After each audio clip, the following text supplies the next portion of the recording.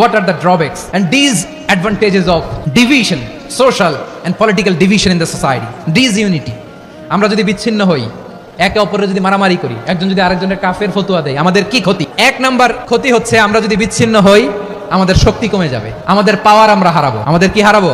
পাওয়ার। মনে রাখবেন, যখন আমি একা থাকি তখন আমি ব্যক্তি, যখন আমরা সবাই মিলি তখন আমরা শক্তি। এই শক্তি নিয়ে আমাদের সামনে এগিয়ে যাওয়ার দরকার আছে না নাই? তাহলে আমরা যদি নিজেরা বিরোধে লিপ্ত হই, আমাদের ক্ষমতা, পাওয়ার ছুটে যাবে। আমরা এই পাওয়ার হারাতে চাই না, ঠিক কিনা বলেন? রব্বুল আলামিন ঠিক তাই বললেন।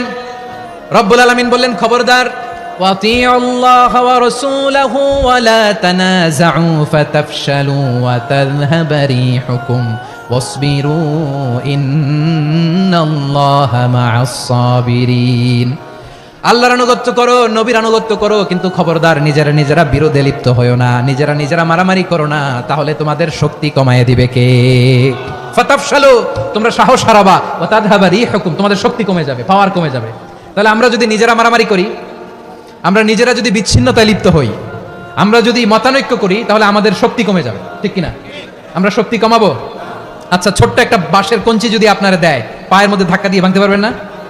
এরকম বাঁশের কঞ্চি যদি 20টা একসাথে জোড়া লাগায় দেয়, ভাঙতে পারবেন? কথা বোঝে নাই মনে হয়।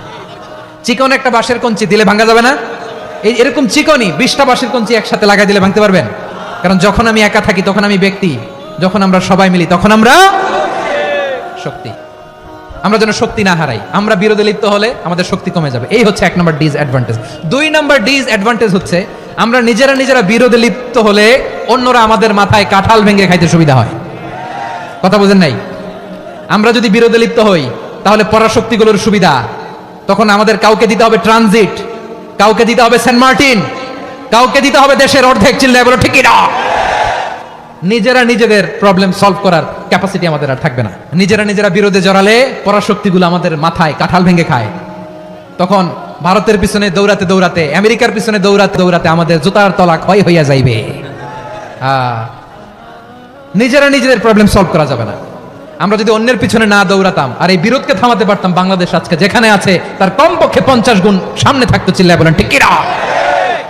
তাহলে 1 নম্বর ক্ষতি হচ্ছে আমাদের পাওয়ার লেস হয়ে যায়, আমরা দুর্বল হই যদি আমরা বিরোধ করি। 2 নম্বর হচ্ছে পরাশক্তিগুলোর সুবিধা নেয়। 3 নম্বর হচ্ছে আমাদের উন্নয়ন, দেশের উন্নতি, অগ্রগতি, এটা স্থবির হয়ে যায়, এটা বাধাগ্রস্ত হয়। প্রিয় ভাইরা, ইউনিটি, ঐক্য হচ্ছে একটা দেশের উন্নয়নের মূল ভিত্তি। ইউনিটি অফ এ কান্ট্রি, এটা হচ্ছে একটা সাস্টেইনেবল ডেভেলপমেন্ট, সোশ্যাল স্ট্যাবিলিটির জন্য এটা অনেক গুরুত্বপূর্ণ। এজন্য বিরোধের কোনো স্থান আমরা দিব না, আমরা ঐক্যবদ্ধ থাকবো ইনশাআল্লাহ। বলেন, আর কখনো কাউরে কাফের বলে গালি দিবেন? তুই জাহান্নামী বলবেন? ঝগড়া লাগলে লাগাই দিবেন? তাহলে কি করবেন? মিলাই দিব। আওয়াজ করে বলেন, কি করব? প্রিয় ভাইরা, এই বিরোধ গত 50 বছর তো আমরা দেখেছি। ধর্মীয় অঙ্গন বলেন, সামাজিক অঙ্গন বলেন, রাজনৈতিক অঙ্গন বলেন, এই বিরোধ আমাদেরকে শেষ করে দিয়েছে।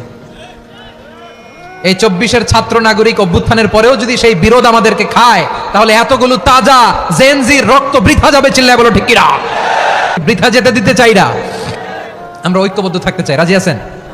আমরা আর কাদা ছড়াছড়ি করবো না। অনেক হয়েছে আন্না, এবার থামুন। অনেক হয়েছে আন্না।